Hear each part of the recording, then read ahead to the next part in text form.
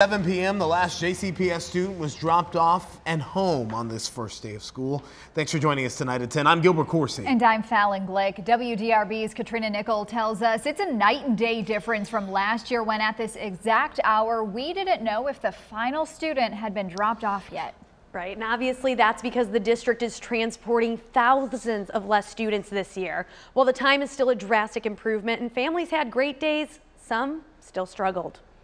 I heard you had a good day. What ended in her first grade son home, safe and sound, didn't start as great for mom April Embry. The second son was ready to come.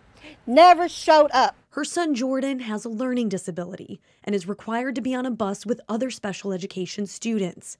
After getting him to school on their own Thursday morning, April worried about drop-off. Wellington Elementary lets out at 4:20. His expected drop-off was 5:25. I want my son home no later than 6 o'clock. That didn't happen.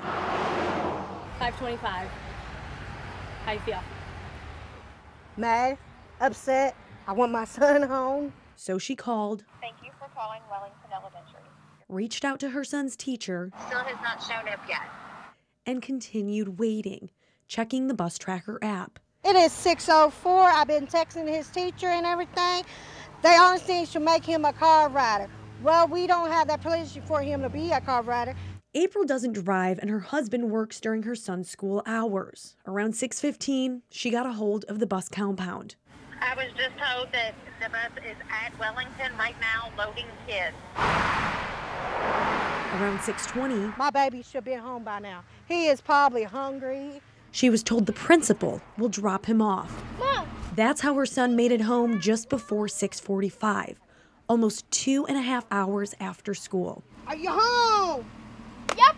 The last JCPS student was dropped off just before 7. JCPS says the majority before 6:30, a drastic improvement for the district, who says it will get better. We're really pleased with that. We've got some work to continue to do, there is no doubt about it. We've got some work to increase efficiencies. As for April, Jordan's been assigned a new bus and driver, who called April personally, as well as the compound staff, apologizing for the first day miscommunication. Thank you, y'all, for calling me. But even with a new bus, she still has some nerves for Friday.